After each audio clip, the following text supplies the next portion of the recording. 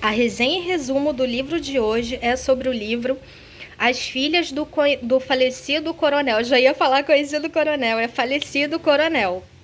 Faz parte da coleção Aventuras Grandiosas, é da editora Riddell, e a autora se chama Catherine Mansfield. É a primeira vez que eu leio alguma coisa dessa autora.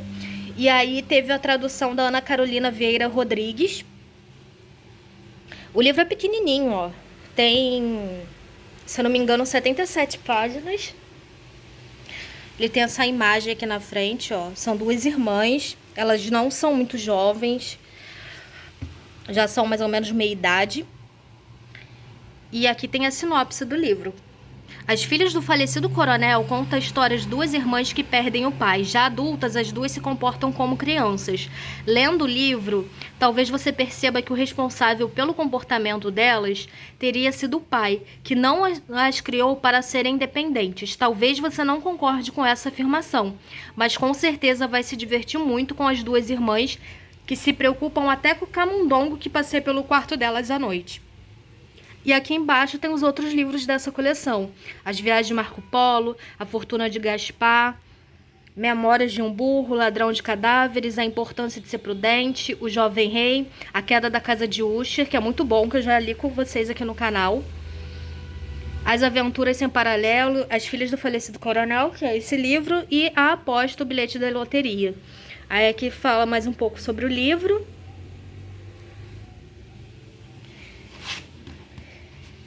E abrindo, eu vou mostrar pra vocês aqui, se tem alguma imagem. Olha só que fofo, gente. Tem essa pequena ilustração aqui dessa mocinha.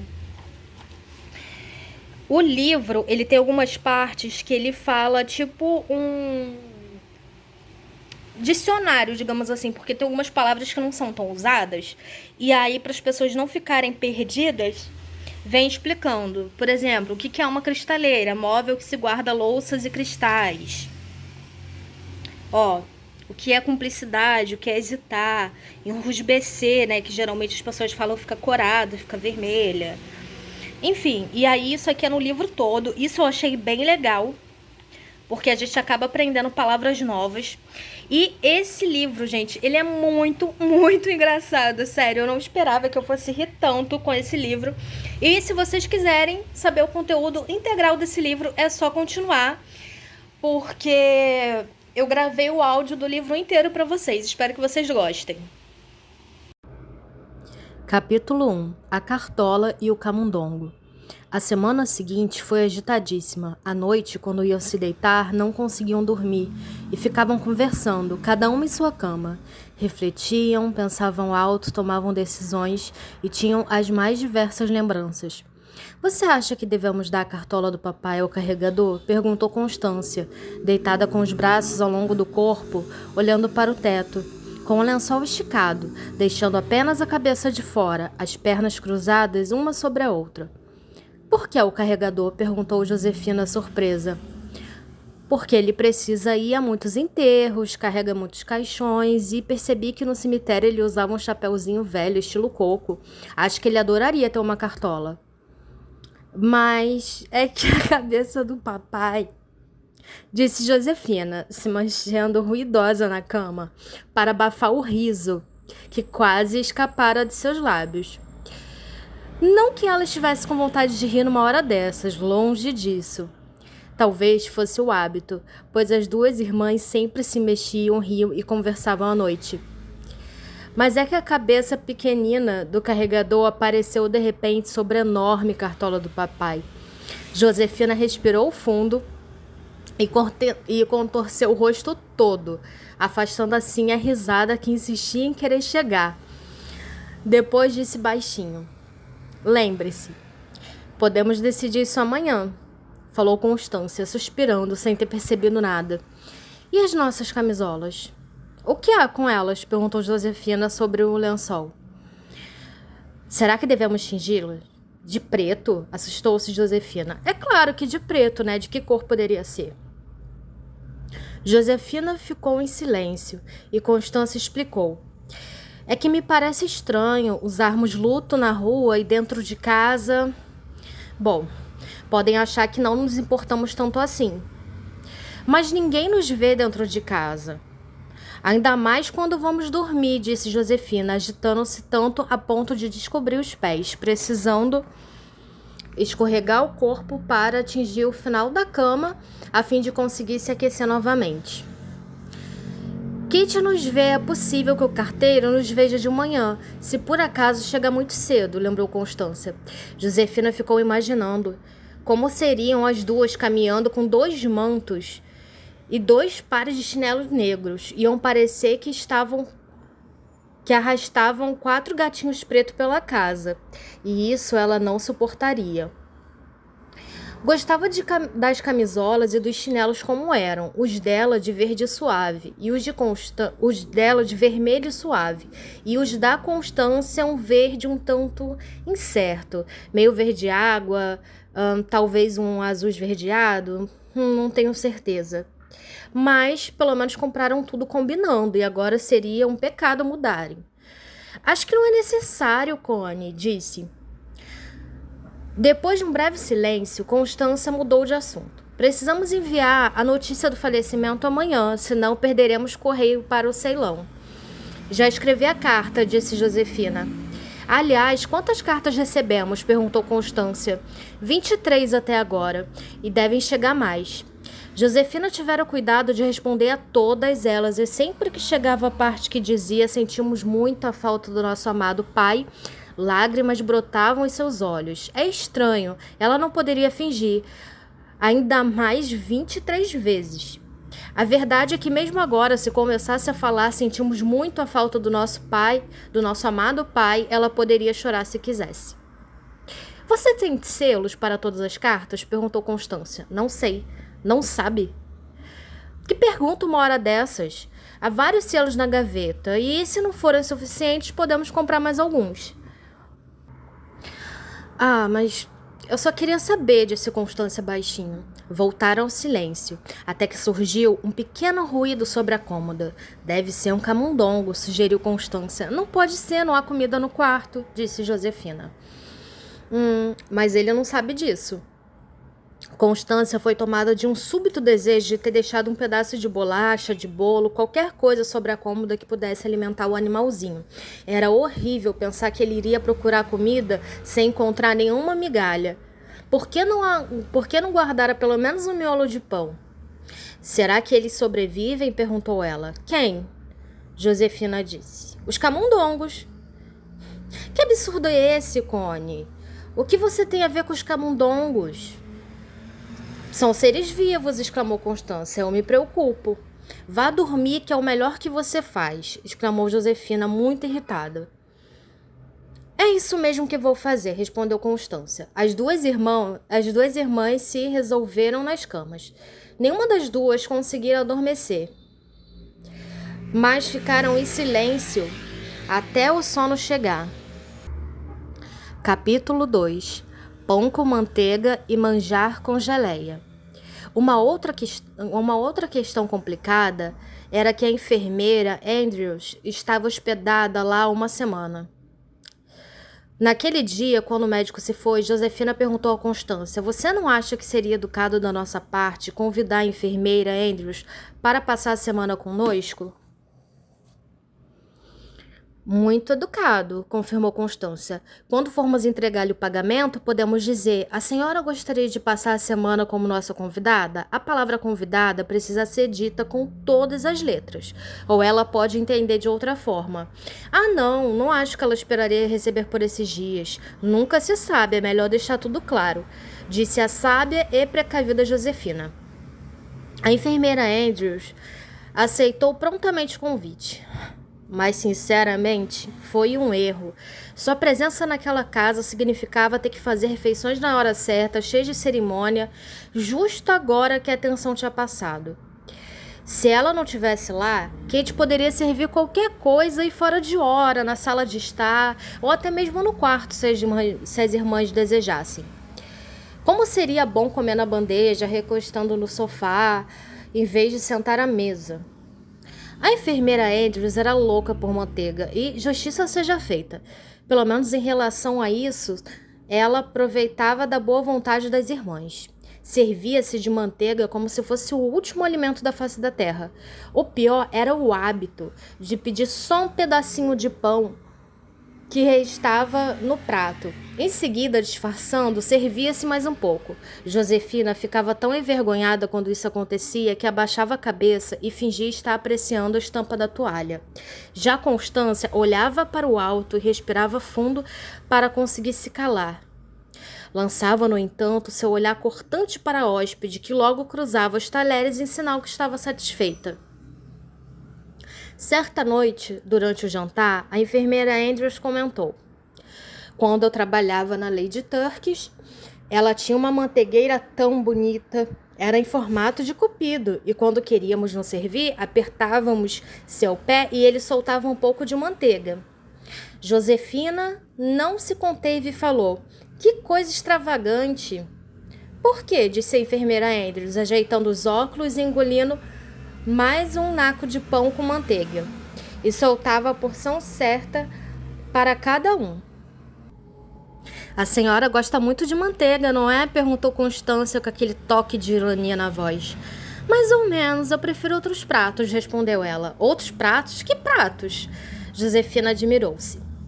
As deliciosas sopas de legumes preparadas por Lady Turkish. Por exemplo, ela cortava os legumes e fazia os cremes, não deixava ninguém mexer na cozinha quando se tratava de sopas. As irmãs se olharam irritadas. Constância continuou interpelando a enfermeira. E não era essa tal de Lady Turkish que tinha vários empregados, porque ela mesma fazia a própria sopa? Cozinhar era uma distração para ela. Nunca comi comida mais gostosa do que a preparada por Lady Turkish. Toca a sineta, Connie, pediu Josefina, temendo de ter de devolver uma resposta mal criada à hóspede. Constância tocou a sineta e a bela e paciente Kate foi ver o que as velhotas queriam daquela vez. Depois de tirar os pratos, ela colocou um manjar branco sobre a mesa. A geleia, Kate, traga a geleia, por favor, disse Josefina muito educadamente. Kate abriu o armário, tirou o pote de geleia vazio e pôs ao lado do manjar. Em seguida, retirou-se para a cozinha. Acho que não há mais geleia, disse a enfermeira Andrews. Que coisa desagradável, falou Josefina. O que vamos fazer?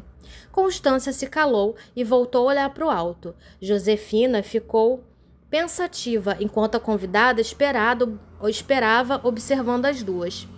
Se aquela detestável mulher não estivesse ali, as irmãs poderiam muito bem comer o manjar sem geleia. Por sorte, surgiu uma ideia. Há um pouco de doce na cristaleira. Pegue-o, Connie. Não vamos aborrecer a Kate mais uma vez. Enquanto Constância se levantava, a enfadonha hóspede disse: espero que o doce não seja velho, nem amargo. Se estivesse, eu não serviria.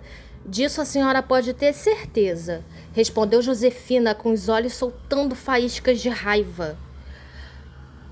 Elas já quase não suportavam mais a presença da enfermeira Andrews, mas consolavam-se com o fato de que ela logo iria embora. Além do mais, não podiam negar que ela fora muito boa com seu pai, cuidara dele dia e noite, quase sem descanso. É verdade, no entanto, exageraram um pouco, né? Não queria sair perto dele nem um minuto. Quando Josefina e Constância entraram no quarto para se despedir do pai, ela permaneceu sentada na cama, do lado dele, segurando o pulso e fingindo que estava marcando os batimentos cardíacos pelo relógio. E se o pai quisesse lhe falar alguma coisa particular? Que indelicado de sua parte! Não que ele quisesse, isso não. Ele estava deitado, com os olhos fechados, a testa franzida como sempre, a pele quase sem cor, nem se mexia. Josefina e Constância se aproximaram da cama nervosas, sem saber o que dizer ou mesmo fazer. De repente, ele abriu um olho.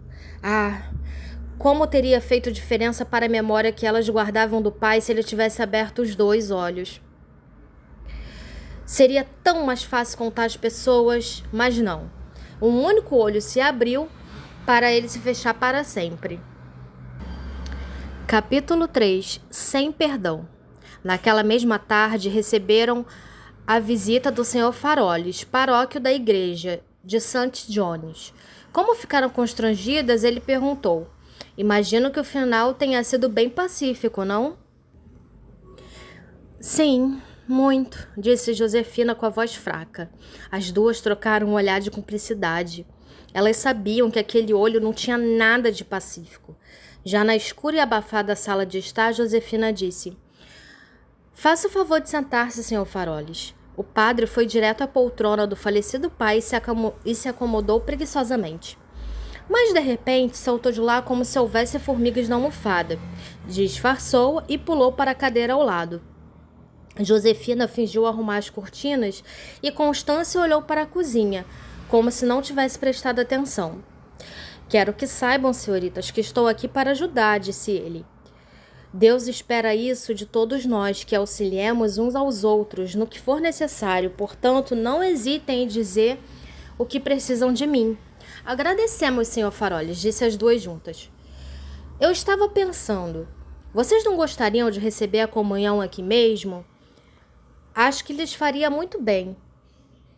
Josefina e Constância se calaram e enrubesceram. A ideia de receber a comunhão em casa lhes parecia algo inimaginável. Não havia altar, nem piano, nem um piano seria tocado para que o padre subisse. Ou melhor, não tinha altar e o piano seria alto demais para que o padre subisse. Constância pensou. Ele poderia derramar o cálice de vinho. Faria isso com certeza. Ainda mais se Kate entrasse de modo atrapalhado, sem saber de nada e fragasse a cena. Josefina foi mais além e pensou que se a campainha tocasse, elas ficariam num impasse. Poderia ser alguém importante que viera consolá-las pelo luto. Precisariam ir abrir a porta. Por outro lado, seria terrivelmente delicado interromper o trabalho do padre. A comunhão lhe seria quase uma tortura. A campainha tocando e nós aqui, ajoelhadas, sem poder atender, refletiu. Mande Kate até a igreja me avisar se quiser a comunhão, disse o Sr. Faroles, percebendo o incômodo das duas. Muito obrigada, Sr. Faroles, disse aliviadas. O padre então se levantou e declarou: Quero cuidar do enterro. O pai de vocês era meu amigo e sinto que devo isso a ele. As senhoritas têm alguma recomendação? As irmãs se levantaram também e suspiraram. Tem que ser algo bem simples, disse Josefina. Mas precisa durar bastante, completou Constância. Sim, algo que faça justiça à posição de papai, falou Josefina, com a voz embargada. Está bem, senhoritas, fiquem tranquilas. Pedirei ao Sr. Knight que venha para falar com vocês. Tenho certeza de que ele fará um bom trabalho. Também era amigo de seu pai, disse o padre, despedindo-se. De fato, o Sr. Knight organizou tudo e era bom que essa etapa dolorosa tivesse finalmente se encerrado. Mas nenhuma das irmãs conseguia se dar conta de que o pai não voltaria. Isso era inconcebível. Josefina quase entrou em pânico no cemitério quando viu o pai sendo enterrado. O que ele diria quando descobrisse que Constância e ela o enterraram? Ele sempre descobria tudo e dessa vez não seria diferente. Colocaria a culpa sobre elas com toda certeza. Como puderam se aproveitar de uma situação em que ele estava indefeso para enterrá-lo? Nenhum dos presentes parecia se dar conta disso, mas a verdade era que uma dessas coisas não podia acontecer ao pai, não a ele. E os gastos, então? Na volta, ao entrar no táxi, Josefina se arrepiou só de pensar no que aconteceria quando ele descobrisse o quanto se gastou com o funeral. Um absurdo. Connie, bem, eu acho que a gente não deveria ter feito isso, disse Josefina aos prantos dentro do carro. Como assim, Josi? Não deveríamos tê-lo deixado enterrar o papai daquela maneira, respondeu ela, assoando o nariz. Porém, com um lenço impecável que fora lavado especialmente para a ocasião. Mas, Josi, não havia outro jeito. O papai não poderia ter ficado conosco, pelo menos não num apartamento tão pequeno. Ele precisava ser enterrado. Talvez se tivéssemos esperado mais pouco, tentado deixá-lo conosco. Bom, pelo menos até termos certeza, disse ela quando o táxi estacionou na porta do prédio. Acalme-se, Josi. Fizemos o que tinha que ser feito. Uma coisa é certa, Connie, papai nunca vai nos perdoar por isso, disse por fim, quase em desespero. Capítulo 4. O quarto assombrado. Papai nunca vai nos perdoar. Era isso que pensavam as irmãs quando, 2 dias depois, resolveram entrar no quarto do pai para separar os objetos, roupas, tomar providências, abrir as janelas, essas coisas desagradáveis que são necessárias. A Josefina tinha até anotado essa tarefa em sua lista de coisas de fazer, mas era muito diferente de, depois do café da manhã, perguntar à irmã quase tremendo. Você está pronta, Connie? Acho que sim, Josi. Se você estiver pronta, eu também estou. É estranho, depois de tantos anos sem poder entrar lá de manhã, ele ficava furioso só de ouvir os passos no corredor. E agora vamos entrar sem ao menos bater na porta. Quem sabe se a gente esperar até a tarde, sugeriu Josefina. Na verdade, acho que isso já não faz diferença. Está bem, mas você vai primeiro. Ah, não, Josi, você é a mais velha. Josefina estava prestes a dizer aquilo que nunca tivera coragem de admitir. Você é a mais alta. Mas Kate apareceu bem na hora e ficou olhando para as duas como uma estátua. Kate sabia ser desagradável quando queria. Isso as forçou a tomar coragem e Josefina girou a maçaneta com determinação, embora sentisse os joelhos fracos. A porta se fechou atrás delas e as duas se viram dentro de um ambiente mal cheiroso, fechado, escuro, quase assustador. Constância tinha as mãos geladas. Josefina foi tateando a parede até chegar à janela e abrir uma fresta da cortina. Um pouco de luz invadiu o quarto, mostrando os móveis velhos e embolorados que ali estavam. A cama e o espelho estavam cobertos por um lençol. O guarda-roupa tinha marcas de cupins nos pés e a lareira estava apagada, como há muito não ficava. Meu Deus, Connie, como o papai pôde viver aqui dentro por tanto tempo? Quase não saía, queria ficar enfurnado. O que você acha de voltarmos outra hora? Disse Constância com a voz trêmula. Por quê? Temos de enfrentar essa situação. E pare de sussurrar. Desculpe, eu não tinha percebido que eu estava sussurrando. Outra coisa, pare de olhar tanto para a cama. Não há nada na cama, Connie, só um lençol. Não fale assim, Josi, disse Constância, enxugando uma lágrima na manga do vestido. Pelo menos não tão alto.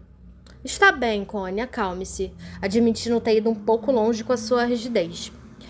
Por onde podemos começar? Acho que pelas roupas, talvez. Papai tinha tão pouca roupa. Mas algumas podem ser úteis, né? Para pessoas que não têm o que vestir. Vamos ver o que dá para aproveitar. Josefina, então, caminhou com passos curtos até a cômoda e fez com que ia abrir a primeira gaveta. De repente, soltou uma exclamação de terror, virou-se e apoiou as costas contra a cômoda. Connie! O que foi, Josi? Papai está aqui dentro. Por Deus, Josi! Gritou Constância apavorada. Dentro das gavetas, com as gravatas, os pijamas, as camisas, os ternos. É como se ele estivesse aqui dentro nos olhando e nos mandando sair daqui, dizia a irmã apavorada. Ai, Josi, então é melhor sairmos. Isso seria admitir nossa fraqueza, disse Josefina, caminhando até o armário para fazer uma nova tentativa de enfrentar o fantasma do pai. Constância tremia, paralisada. Não consigo, eu não consigo abrir o armário, choramingou Josefina. Então não abra, Josi, então não abra. Mas precisamos fazer isso, tínhamos combinado que ia ser hoje. Vamos esperar mais. Até quando estivermos prontas, decidiu Constância. É melhor assim. Odeio ser fraca. É melhor ser fraca do que ser forte. Pelo menos é mais confortável. Seja fraca, Josi. Não é vergonha nenhuma. Ah, Connie, você e suas ideias. Por que não podemos ser fracas? Todos temos o direito de ser fracos. Constância então tomou uma atitude com determinação e ousadia, como pouquíssimas vezes agira na vida. Deu 2 passos largos em direção ao armário, trancou-se e virou a chave da fechadura. Depois entregou a chave a Josefina com um sorriso sereno no rosto, como quem estivesse convicta do que estava fazendo. Tinha certeza que não queria enfrentar o pai entre os casacos e paletós pendurados naquele guarda-roupa. Josefina tremeu inteira, esperou que o armário caísse sobre a cabeça de Constância. Isso não seria nada estranho, ela pensou. Ao contrário, seria a coisa mais certa de acontecer. Mas tudo ficou exatamente igual, com exceção de uma corrente de vento gelada ter sentido em cheio as pernas das irmãs. Venha, Josi, vamos sair daqui, disse Constância, percebendo que Josefina tirintava. Tirintava, a gente ia bater os dentes de frio. Josefina seguiu como da primeira vez, anos antes, quando Constância emperrou Benny para dentro do lago. Capítulo 5. O relógio de ouro. De volta à sala de jantar, nenhuma das duas conseguia disfarçar a atenção. Elas olhavam uma para a outra com ar de pavor, como se temessem receber uma forte punição pelo que tinham feito.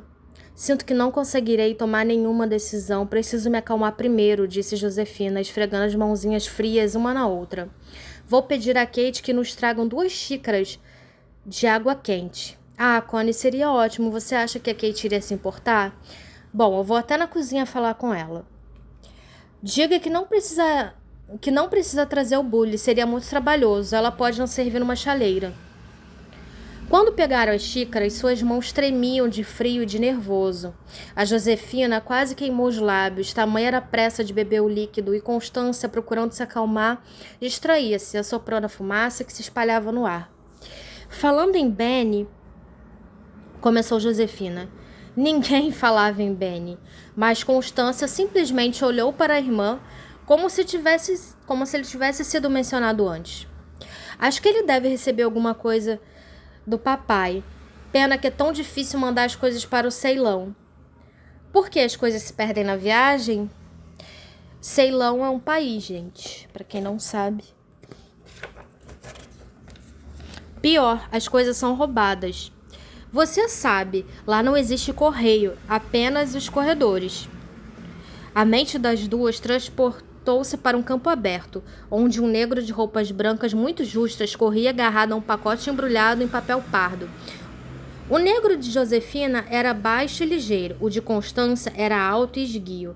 Corria com elegância que ela tratou de considerar desagradável de olhar. Na varanda de uma bela casa, Ben esperava o pacote também de branco e usava um chapéu marrom.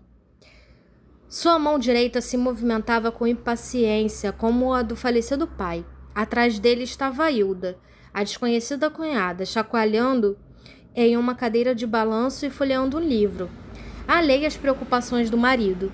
O relógio de papai seria uma boa lembrança para mandar a Benny, sugeriu Josefina.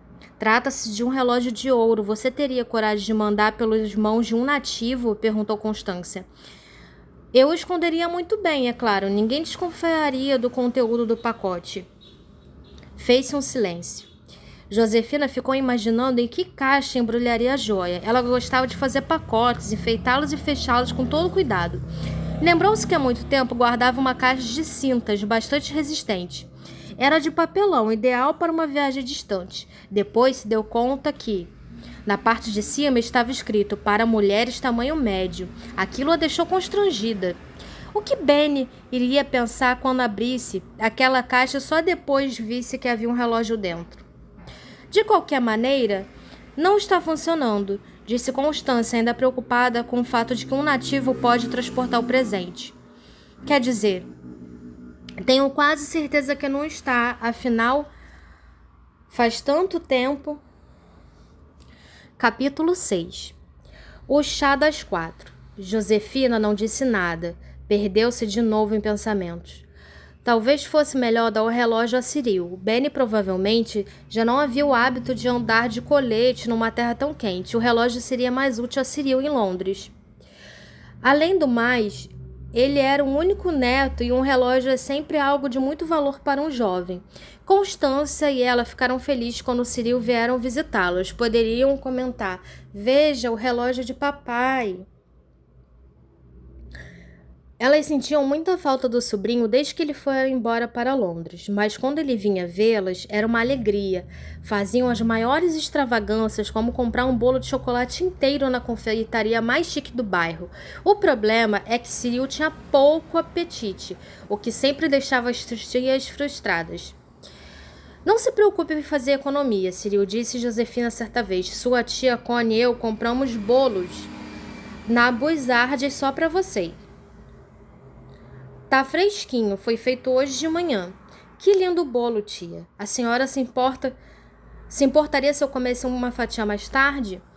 Mas Ciril, já são 4 horas e o chá já está servido, disse Josefina com a fatia do bolo no ar, pronta para ser colocada no prato do sobrinho. É que eu almocei tarde hoje, tive que encontrar com o senhor na estação, um sujeito muito desagradável, que me prendeu durante um tempão. Comi alguma coisa assim que ele foi embora e vim para cá. Ah, que pena, murmurou Josefina, servindo um pedaço de bolo à irmã. O preço daquele doce se comparava às luvas de inverno ou ao par de sapatos mais novos de Constância. Mas um suspiro você aceita, não é, Ciril? Perguntou Josefina. Seu pai sempre gostou tanto de suspiros, aposto que você também. Gosto sim, tia Josefina, respondeu ele, totalmente sem graça. Então sirva-se à vontade, meu rapaz, eles são todos para você. A senhora se importaria se eu comesse metade de um? É claro que não, mas não queremos que fique com fome, você está na sua casa. Na casa da sua família, não deveria fazer tanta cerimônia. Ciril acabou pegando o suspiro inteiro, mas mordiscava o doce devagar. Assim ganhava tempo enquanto as tias comiam o bolo e tomavam chá. Constância deu uma tremidinha quando quebrou a crosta de um de seus suspiros com os dentes. Assim que os pedacinhos de açúcar se dissolveram na sua boca, ela perguntou: seu pai ainda gosta de suspiros, Ciril? Não sei, tia Connie, respondeu o rapaz com ar bem natural. Josefina e Constância colocaram as xícaras sobre os pilhas e olharam, perplexas, para o sobrinho. Como não sabe de uma coisa dessa sobre o seu pai? Perguntou Josefina. É que, já faz tempo que ele foi morar mesmo assim, disse Constância. O silêncio durou alguns segundos até que Ciril tomou um gole de chá, colocou a xícara sobre o pires e bateu levemente na testa, como se estivesse punindo-se por algum erro. As velhotas se animaram. Mas é claro, tia Josefina, como pude me esquecer de uma coisa dessa? Papai ama suspiros, disse ele. As irmãs abriram um largo sorriso e se puseram a devorar as iguarias que tinham comprado ainda com mais prazer. Eu sabia, falou Constância. Seu pai sempre foi louco por suspiros, completou Josefina. Quando todos se fartaram de bolo, chá e suspiros, Josefina disse ao amado sobrinho: agora você precisa ir ver papai. Ele sabe que você viria nos visitar hoje à tarde. Vamos ver vovô, disse Ciril, levantando-se da cadeira muito empolgado. Estou com saudades dele. Ele percebeu que Constância mexia no relógio. Aproveitou e disse: que horas são, tia Connie? Não tenho certeza. Acho que são quase 4h30, mas não me lembro se o relógio está adiantado ou atrasado. Está quebrado? Quebrado não. Está apenas desajustado. É que tenho que encontrar um outro homem lá na estação às 5. Não vou poder ficar muito tempo com vovô. Ele não está esperando que você fique muito tempo, Ciril, apenas que lhe faça uma visita, disse Josefina com autoridade. Constância ainda ficou girando os ponteiros distraída, mas Ciril a chamou. Você não vem junto, tia Connie? Ah, sim, vamos todos, respondeu acompanhando o sobrinho e a irmã pelo corredor até o quarto. Capítulo 7. O Coronel Pinner. Bateram na porta, mas como não houve resposta, Josefina falou: papai. Novo silêncio, e todos se olharam, perdidos, sem coragem de chamar novamente. Entrem, não fiquem paradas aí, veio a voz do Sr. Pine, lá de dentro. Ela girou a maçaneta e os 3 adentraram o ambiente quase insalubre do aposento do coronel. O fogo ardia na lareira e o velho estava sentado de frente para ela, com os ombros envoltos numa manta e um lençol amarelo sobre as pernas. O ar estava abafado e com um cheiro doce estranho. Parecia fazer muitos anos que as janelas não eram abertas e as cortinas lavadas. O que querem? Perguntou ele, sem se voltar para trás. É que Ciril Ele veio te ver, papai, gaguejou Josefina, sem saber ao certo o motivo de seu nervosismo. Ciril está aqui? Perguntou ele, aumentando o tom da voz. Josefina pegou a mão do sobrinho e o levou até o pai. Cyril sentiu a temperatura gelada da tia e desejou profundamente que ela largasse sua mão. De costas para a lareira, olhou para a poltrona do coronel. Cyril cumprimentou. Olá, vovô, quanto tempo? Tempo demais, eu diria, resmungou o velho, examinando o neto da cabeça aos pés. Bem, Cyril começou a explicar. Onde está Constância? Interrompeu o avô muito agitado. Estou aqui, papai, disse ela, movimentando-se para perto dele sem desviar o olhar da poltrona. Os braços da frente do corpo e as mãos entrelaçadas, como se fosse uma estátua. Mais calmo, seu pai voltou a olhar para o neto. Muito bem, garoto. O que você tem para me dizer? Perguntou ele, batendo com a bengala no chão em movimentos ritmados. Cyril gelou. O que ele tinha para dizer? Bom, ele tinha que dizer alguma coisa? Ele precisava pensar em alguma coisa bem depressa. Resmungou com um sorriso amarelo nos lábios. Por sorte, tia Josefina veio lhe salvar. Cyril estava dizendo, papai, que seu pai ainda é louco por suspiros, exclamou ela. O senhor Paine olhou em direção à filha, colocou a mão no ouvido e perguntou quase aos gritos, o quê? Constância estremeceu, mas Josefina continuou firme e repetiu. Cyril disse que o pai ainda é louco por suspiros. Não entendo! Gritou ele de novo. Cyril está louco! O coronel Painer começou a ficar irritado, apontando a bengala para a filha, depois para o neto. Josefina pediu a Cyril, diga a ele o que estamos tentando dizer. Isso é mesmo necessário, titia? Perguntou Cyril com a voz amargurada. Deus do céu, que situação, pensou. Fale, querido, por favor, insistiu a tia. Papai vai ficar tão contente. Vamos logo com isso. O que você tem para me dizer, rapaz? Perguntou o coronel quase furioso. Cyril se aproximou do ouvido do avô, que mais parecia estar coberto por uma crosta de suspiro, e disse em alto e bom som. Meu pai ainda gosta de suspiros. O coronel deu um pulo para trás, como se tivesse recebido uma saraivada de balas. O que é isso? Não grite. O que você está dizendo sobre suspiros? Não entendo. Cyril olhou para Josefina com ar de desespero. Tem certeza que eu preciso falar de novo, titia? Choramingou. Está tudo bem, querido. Disse ela num tom maternal, como se estivesse acalmando uma criança que precisava ir ao dentista. É que ele está ficando meio surdo. Bom, você sabe. Mas não se preocupe, logo ele vai entender.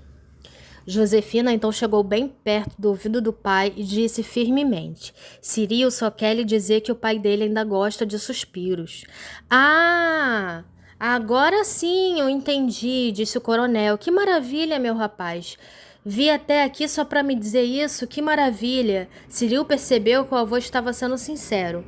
Vou dar o relógio de papai a Cyril, disse Josefina de repente, ótima ideia, exclamou Constância. Pelo que me lembro, houve algum problema com as horas da última vez que ele veio.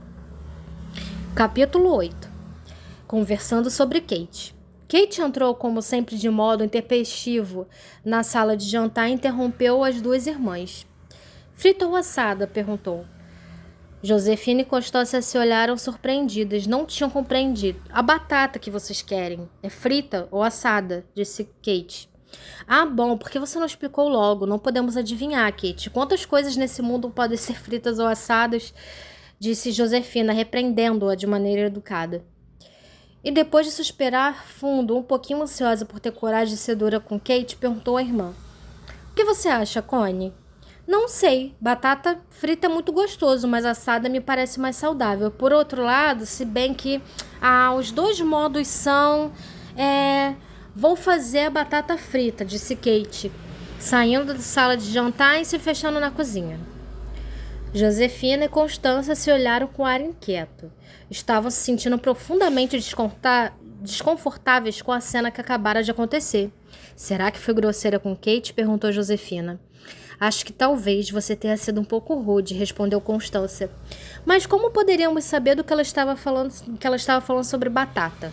É verdade, você tem razão. Não sei por que Kate agiu daquela maneira. Ela deve estar abalada com tudo que aconteceu. As duas permaneceram em silêncio por alguns instantes. Depois Josefina se levantou com determinação e disse, cheia de formalidade. Constância, será que pode me acompanhar até a sala de estar? Temos um assunto muito importante para discutir. Era sempre para a sala de estar que elas iam quando queriam falar sobre Kate. As duas seguiram muito sérias, trancaram a porta para não haver surpresa e sentaram-se nas poltronas, uma de frente para a outra, como se fossem duas desconhecidas prontas para tratar de negócios. A questão é séria, Constância, eu sei. O que você acha que devemos mantê-la? Perguntou Josefina, quase cochichando. É algo que devemos pensar. Precisamos tomar uma decisão. E dessa vez definitiva. Os olhos de Josefina se iluminaram de leve. Veja, Connie, já não dependemos de Kate, explicou ela. Não? Perguntou Constância sem entender. Josefina ficou corada e continuou, falando mais baixo ainda. É que agora a gente não precisa cozinhar para o papai. Ah, isso é verdade. O papai não quer mais que cozinhamos para ele, mesmo que quisesse. Constância, interrompeu Josefina. O que foi? Perguntou ela assustada. Por acaso você está com sono? Com sono, Josi? Não, não estou. Então concentre-se e preste mais atenção. Ai, tá bem. Se demitíssemos a Kate, poderíamos preparar nossa própria comida, falou Josefina empolgada. Constância se animou tanto que bateu palma, uma ou duas. Isso seria ótimo! E o que iríamos comer, Josi? Ah, bolos de todos os sabores e talvez aqueles pratos comprados prontos. Mas eu ouvi falar que os pratos prontos são tão caros. Alguns são, outros não. Além disso, nós não precisaríamos exagerar, compraríamos só de vez em quando. E você acha que poderíamos comer biscoitos a qualquer hora do dia? Ah, isso com certeza. Não precisaríamos pedir nada a ela e ninguém iria nos controlar se desejássemos comer algo fora de hora. Podemos aprender a fazer suco de frutas, a preparar pães, tortas, sonhou Constância. Josefina precisou voltar à realidade e trazer a irmã com ela. Balançou a cabeça para afastar os pensamentos e propôs. Vamos resolver. Confiamos em Kate ou não? Constância tirou o sorriso do rosto e afundou-se na poltrona. Por que será, Josi, que esse é o único assunto sobre o qual me parece tão difícil de decidir? Não consigo, não sei o que dizer. Capítulo 9. Em busca de uma prova. E, de fato, ela nunca conseguiu confirmar se Kate era honesta ou não. Várias vezes, Constância preparava armadilhas. Quando Josefina e ela saíam, colocava uma cruz de ametista sobre a cômoda de determinada maneira. Voltada para o sul ou para o norte, chamava a irmã e dizia: preste atenção, Josi, veja como está a cruz. Está bem, Connie. Na volta, por mais que tentassem, não conseguiam dizer se a Kate mexeu ou não no objeto. Está mais para o lado, não está? Perguntava Constância. Acho que sim, mas pode ser que ela tenha esbarrado na cruz quando precisou fechar a gaveta. E por que ela precisaria mexer na gaveta da cômoda? Para limpar, talvez. Eu sabia que Kate era uma bisbilhoteira, exclamava Constância, sem conseguir prova de nada. Pode não roubar, mas que poderia gostar de revirar tudo, bom, isso ela poderia. Elas tinham quase certeza de que Kate usava seus laços de cabelo, colares, mas nunca conseguiram provar. Ainda por cima, quando Kate olhavam para as duas de cara feia, tremiam feito crianças que tinham feito travessuras. Constância tinha vontade de perguntar se ela estava com algum problema ou estava sofrendo por algum motivo, mas sempre se calava com a mente borbulhando de nervoso e desconfiança. Precisamos pensar em alguma coisa, disse Constância. Algo que não deixe dúvidas, completou Josefina. E se abríssemos o quarto do papai? Vigiaríamos a porta de vez em quando para ver se ela tirou algo de lá. Há muitas coisas de valor no quarto de papai, o relógio de ouro, por exemplo, os ternos, refletiu Josefina. Você acha que ela seria capaz de entrar lá? Perguntou Constância. Entrar, sim. Eu já vi entrar no quarto do papai. Mas retirar algo, bom, isso eu já não sei. Kate entrou no quarto de papai depois que ele... Sim, foi antes de ontem. E por que você não me disse nada? O carteiro chegou bem na hora e tocou a campainha e fui receber as cartas e acabei me esquecendo de contar. Mas, Josi, não temos a prova. Ela pode ter entrado no quarto e ter escolhido alguma coisa do papai para si própria. Só precisaríamos ir até lá para investigar.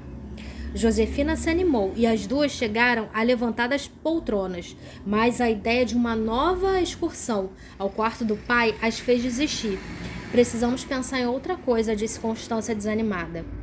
Por que será que eu nunca consigo tomar uma decisão em relação a isso? Não podemos mais adiar, respondeu Josefina, voltando a se acomodar na poltrona. Mas nessa hora passou o jornaleiro aos berros, anunciando as manchetes do dia. Josefina e Constância deram um pulo, o coração quase lhes saía pela boca. Sobre a mesa, Cone. Acho que temos 5 centavos, ou 6, corra. Ai, Josi, tem que dar tempo. Então elas se lembraram de que já não tinham mais importância. Respiraram confusas e ao mesmo tempo aliviadas, surpresas. Está tudo bem, Cone. O jornaleiro agora pode gritar o quanto quiser. Não precisamos mais ir até ele para fazer parar. Nunca mais sentira ecoar os golpes da bengala batendo no chão indicando que deveriam impedir o trabalho do jornaleiro. Nunca mais ouviram o pai ordenando, quase colocando os pulmões para fora. Calem a boca desse sujeito! Não quero saber de nada, de notícia nenhuma! Mandem eu ficar quieto! Constância voltou a sentar. Uma lágrima quase lhe escapou dos olhos. Você sabe que dia é hoje, Josi? Sei sim, sábado, respondeu Josefina. Já faz uma semana inteira, disse Constância. Uma semana desde que o coronel Painer morreu. Uma semana desde que o coronel Painer morreu, gritou o jornaleiro do lado de fora. Capítulo 10. Sob a tempestade. Elas quase foram à rua comprar o jornal para verificar a notícia, mas desistiram sem saber direito por quê. Josefina olhou para o tapete indiano e percebeu uma luz avermelhada, de vez em quando dourada, vinha da janela, incidindo sobre um dos desenhos. Está fazendo sol, deu-se conta. Constância ficou em silêncio, acompanhando atentamente os gritos do jornaleiro indo embora. Chuva ou sol não tinha importância. O som daquela voz era como música a seus ouvidos. Ela esperou até a última nota da voz do rapaz sumir e depois se levantou. Ela foi até a lareira e tocou a imagem dourada de Buda que sempre ficava ali. Toda vez que se aproximava do Buda, era como se ele lhe transmitisse algum tipo de dor, embora fosse uma dor boa. Agora, porém, tinha certeza de que Buda guardava algum segredo. O que você sabe que eu não sei? Perguntou a ele com a força do pensamento. Josefina continuou olhando a luz do sol, que entrava com vigor pela janela e se espalhava por tudo, sofá, mesa, paredes, fotografias. Quando o raio atingiu a fotografia da mãe sobre o piano, ela levou um susto. Como havia mudado, a mãe estava quase irreconhecível. Tudo que notara na foto eram somente os brincos e o lenço colorido sobre os ombros. O rosto da mãe estava esmaecido pelo tempo, afinal já fazia 35 anos que aquela foto fora tirada. Lembrou-se de Constância e dela muito jovens, em pé sobre a mesa, com aquele lenço na mão. Ela dizendo para Constância que as cores eram as mesmas da cobra que matara a mãe delas no ceião. Será que elas teriam teria sido diferente se a mãe não tivesse morrido? Talvez não. Tia Florença morara com elas até se formarem na escola. Elas tinham férias todo ano e também mudaram de casa algumas vezes. Alguns pardais e andorinhas que pareciam pássaros muito jovens começaram a se apresentar numa cantoria melancólica. Na janela, Josefina os escutava, mas na verdade sentia que o barulhinho de choro vinha de dentro dela. Por que será que tinha vontade de chorar? Por que estava se sentindo tão desamparada, perdida, fraca? Será que se nós tivéssemos nos casado, se mamãe tivesse vivido? Pensou. Mas nunca conhecera nenhum pretendente. Podia talvez ter se casado com um dos amigos anglo-indianos do pai, mas isso foi antes dele ter cortado relações com os rapazes. Depois disso, não conheceram mais nenhum homem solteiro, com exceção dos padres, é claro. Mas como é que se conheciam homens? E quanto tempo depois de conhecê-los poderiam deixar de ser considerados estranhos? Já lera histórias sobre mulheres que tinham aventuras e eram até seguidas, mas nunca ninguém seguia Constância ou ela. Houve umas férias Eastbourne, quando o homem misterioso na pensão deixara um bilhete sobre o grande jarro de água quente na porta do quarto dela, mas quando Constância foi pegar, o vapor já tinha apagado tudo. Tentaram com afinco decifrar as letras, mas não conseguiram ler e nem identificar para qual das duas era o bilhete. Vestiram-se depressa e foram tomar o café da manhã, esperando encontrar o tal sujeito no refeitório, mas o dono da pensão disse que ele já tinha ido embora. Isso foi tudo que conheceram a respeito do amor. O resto fora cuidar do pai e ao mesmo tempo ficar longe dele para não atrapalhar. E agora, como seria sua vida? Estava confusa. E agora? Um raio tocou-lhe gentilmente os olhos e a atraiu até a janela. Olhou para a rua, os pássaros nas árvores próximas e as pessoas caminhando. Sentiu o vento bater no rosto. Constância ficou parada diante do Buda sem saber se escutava a voz do jornaleiro ou só imaginava aquele som. Desta vez era diferente. Ela não só observava a imagem, mas lhe pedia alguma coisa. Desejava algo ardentemente, mas não sabia o que era. Lembrou-se das muitas vezes que, em noites de lua cheia, saiu do quarto na ponta do pé de camisola e se deitou na frente do Buda, no meio da sala, com os braços abertos como estivesse sendo crucificada. Por que fazia aquilo? A luz da lua branca, intensa, obrigava. Ela se lembrou também de outra coisa muito especial. Toda vez que passava as férias à beira-mar, ela fugia da pensão de dia ou à noite, não importava a hora. E se aproximava o máximo do mar, molhava os pés na água e ficava diante daquela imensidão de ondas atormentadas. Nessas ocasiões, sempre cantarolava alguma coisa que ela mesma inventava na hora. Algumas vezes, Constância também tinham tomado banhos de chuva. Ah, como era agradável sentir a água gelada caindo no rosto, molhando os cabelos, a pele, a roupa. Uma vez saiu de casa em plena tempestade. Voltou ensopada, mas foi uma das melhores coisas que já fizera. Aconteceu também aquela outra vida, fazer compras, carregar sacolas, tomar decisões. Josefina preparar a bandeja do pai, levar para ele sem fazer barulho, tomar cuidado para não incomodar, depois voltar com as compras, as sacolas, as decisões. No entanto, tudo parecia irreal. Era como se estivesse acontecendo dentro de um túnel. Só quando Constância saía de dentro do túnel e ia para perto do mar, da lua ou da chuva é que se sentia viva. O que era isso? Por que será que sempre desejava alguma coisa? O que desejava? E agora, meu Deus? E agora? Como seria? Constância olhou mais uma vez para Buda, depois se afastou sem saber para onde ir. Olhou para a janela e viu Josefina, perdida, observando a rua. Havia um brilho diferente em seu rosto, algo que ela nunca vira antes na irmã. Ela se aproximou devagar. Josefina deu um pulinho para trás, como se acordasse de um sono profundo. Você me assustou, disse ela, voltando para a irmã. Josi, começou Constância apreensiva. Sim, disse Josefina, ansiosa para escutar algo grandioso. Sabia pelo jeito da irmã que podia esperar alguma coisa importante. Eu estava pensando que talvez nós pudéssemos. Sim, eu acho que agora, interrompeu Josefina. As duas ficaram em silêncio, esperando a outra completar o raciocínio. Fale, Cone.